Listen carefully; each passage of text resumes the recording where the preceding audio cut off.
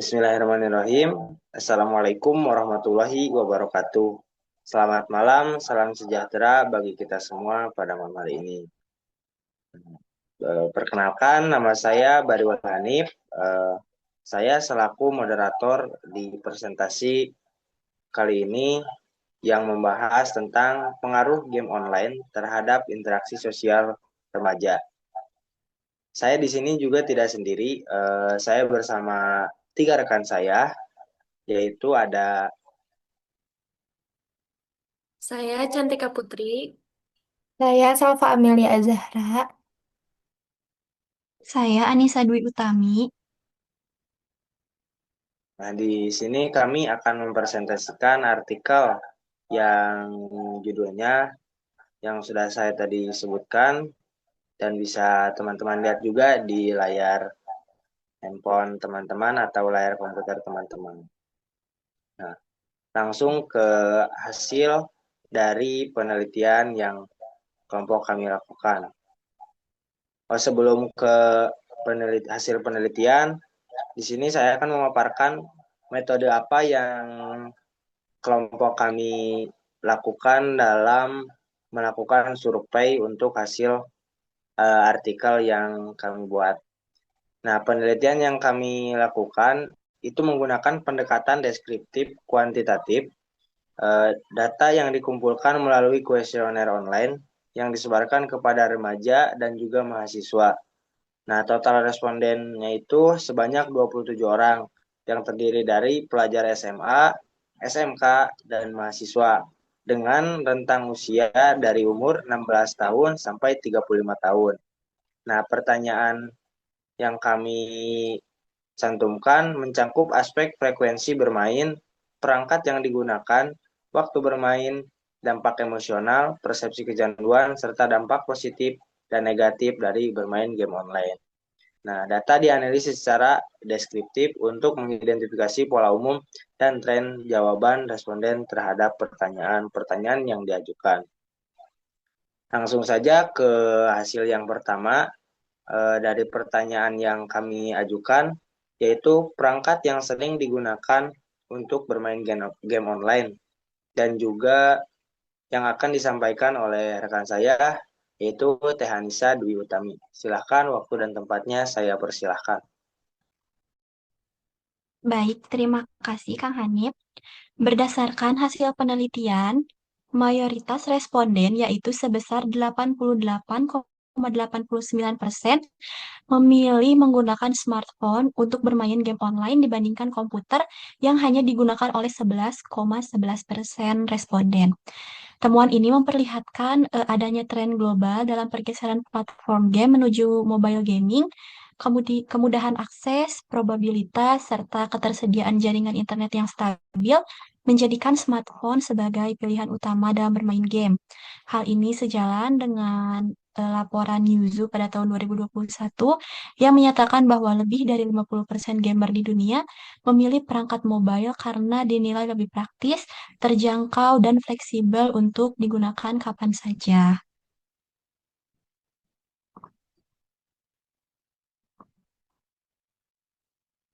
Baik, selanjutnya ada waktu bermain game online. Berdasarkan data yang ditampilkan pada tabel 2, mayoritas responden memilih malam hari sebagai waktu utama untuk bermain game online, yaitu sebanyak 17 orang. Waktu ini diikuti oleh sore hari sebanyak 7 orang, kemudian siang 5 orang, dan pagi 4 orang, dan sebanyak 7 responden lainnya mengaku bermain game sepanjang hari dalam beberapa waktu. Pola ini menunjukkan bahwa mayoritas remaja dan mahasiswa lebih memilih bermain game di luar jam-jam akademik atau kerja, yaitu sebagai bentuk rekreasi digital untuk melepas stres setelah menjalani aktivitas mereka. Meski begitu, ketika ditinjau dari dampaknya terhadap aktivitas harian, sebagian besar responden menyatakan bahwa bermain game tidak mengganggu kegiatan sehari-hari. Namun demikian, sekitar 44% responden mengaku sesekali merasakan gangguan akibat bermain game walau tidak terjadi secara terus-menerus. Saya kembalikan lagi pada Kang Hanif. Terima kasih kepada Teh Anissa Dwi Utami yang telah menyampaikan materi dari hasil penelitian kami. Nah, selanjutnya ada dampak terhadap aktivitas sehari-hari atau tingkat gangguan aktivitas harian akibat bermain game online yang akan disampaikan oleh rekan saya yaitu Cantika Putri. Silahkan waktu dan tempatnya saya persilahkan. Oke, terima kasih Kang Hanif. Selanjutnya, tabel 3, tingkat gangguan aktivitas harian akibat bermain game online. Di sini, sebanyak 48,15% responden menyatakan bahwa mereka tidak pernah terganggu oleh game online dalam menjalankan aktivitas hariannya. Ini menunjukkan bahwa hampir separuh responden mampu mengelola waktu bermain game online dengan baik atau memiliki kontrol diri yang cukup kuat terhadap penggunaan game.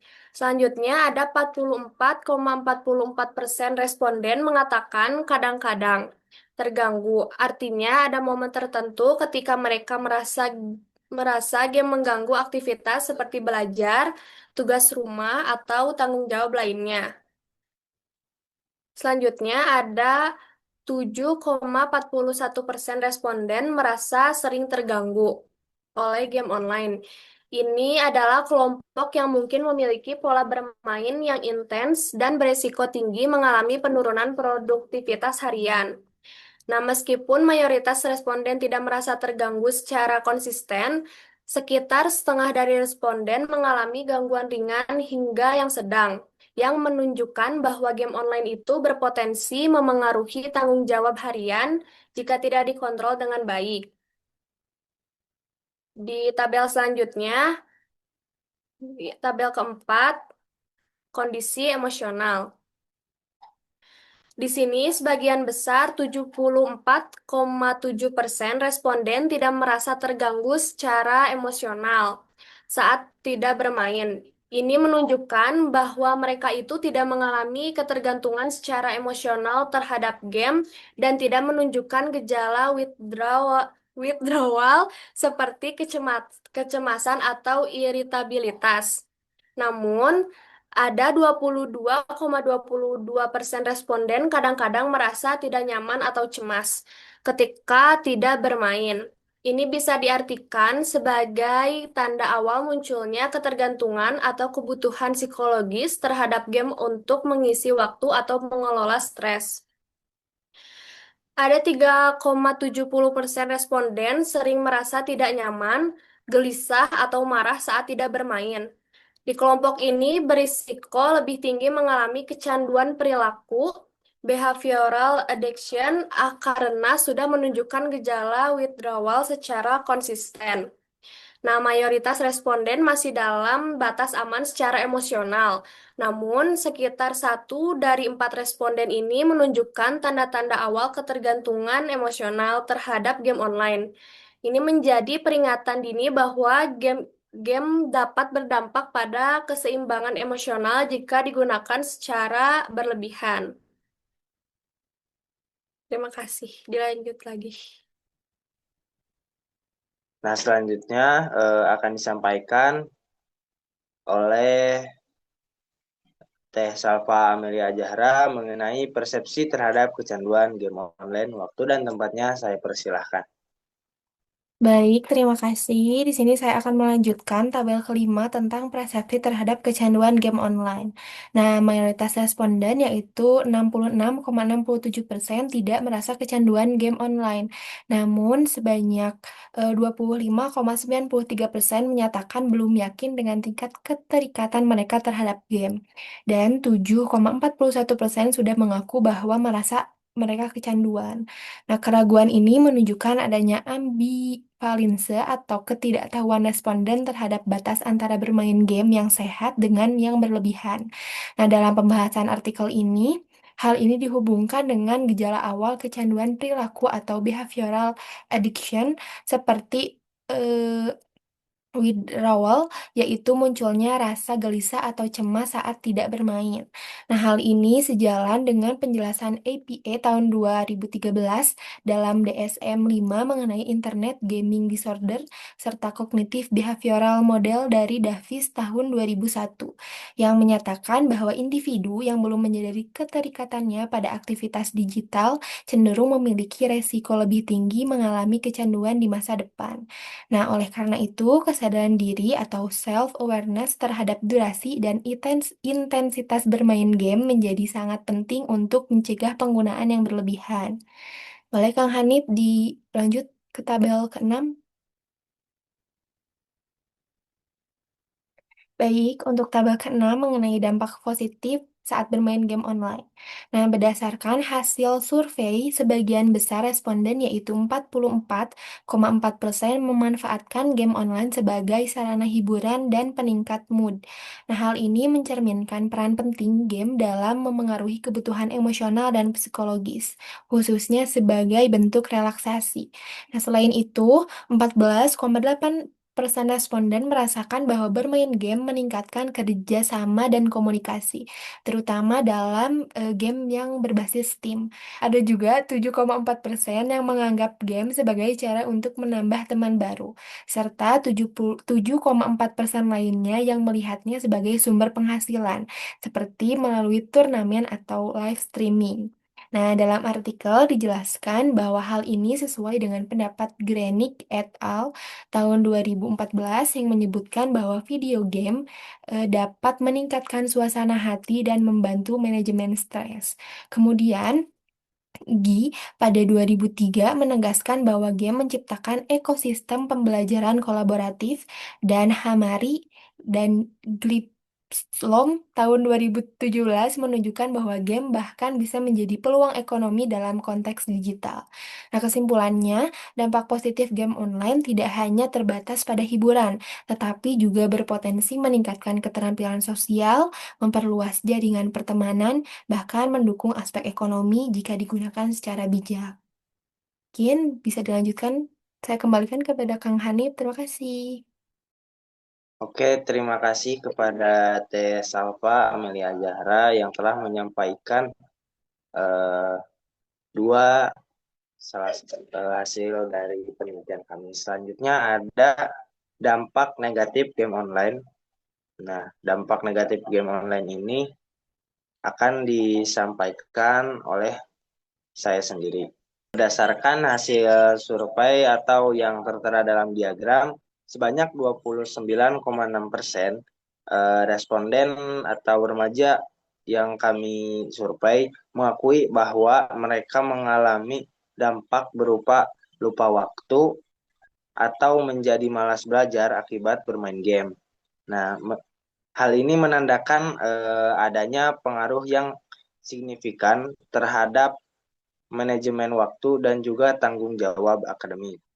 Nah, selanjutnya ada sebanyak 25,9% responden juga melaporkan gangguan tidur atau kelelahan pada mata yang menunjukkan konsekuensi fisik akibat durasi bermain game yang terlalu lama. Lalu ada 14,8% menyebutkan bahwa mereka merasakan munculnya suatu emosi negatif seperti mudah marah ataupun mudah cemas. Ada 11,1% lainnya merasakan berkurangnya interaksi sosial. Oh ya. Yang meskipun yang menggambarkan potensi isolasi sosial akibat keterlibatan berlebihan dalam dunia digital, sehingga mereka dalam dunia nyata pun kurang untuk bersosialisasi. Lalu ada 18,50% responden menyatakan tidak merasakan dampak negatif, yang menunjukkan bahwa sebagian individu itu mampu untuk mengelola waktu dan juga emosi mereka dengan baik saat atau ketika bermain game.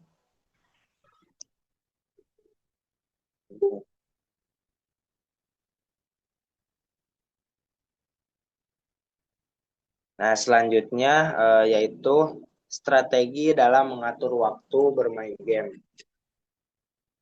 Nah, hasil survei dalam diagram menunjukkan bahwa sebanyak 44,40% responden cenderung bermain game hanya pada waktu luang sebagai bentuk pengendalian diri agar aktivitas tersebut tidak mengganggu tanggung jawab utama seperti belajar ataupun bekerja. Selain itu, sebanyak 22,20% responden memilih untuk mengalihkan perhatian mereka ke aktivitas lain seperti olahraga, membaca, ataupun bersosialisasi sebagai strategi untuk menghindari kecanduan atau penggunaan game secara berlebihan. Sementara itu, sebagian responden lainnya memanfaatkan bantuan teknis seperti pengingat waktu atau timer untuk membatasi durasi bermain game tersebut. Nah, temuan ini mencerminkan adanya kesadaran sebagian besar individu terhadap pentingnya manajemen waktu. Ada 18,50% responden membuat jadwal bermain game yang membentuk disiplin waktu. Nah, jadwal ini membantu mencegah overcruise dan dapat meningkatkan efisiensi waktu. Lalu ada 14,80% responden yang tidak memiliki strategi khusus. Nah, hal ini menunjukkan perlunya evaluasi lebih lanjut mengenai pentingnya manajemen waktu bermain agar dampak negatif dapat diminimalisir. Mungkin sekian presentasi dari kelompok kami mengenai artikel pengaruh game online terhadap interaksi sosial remaja.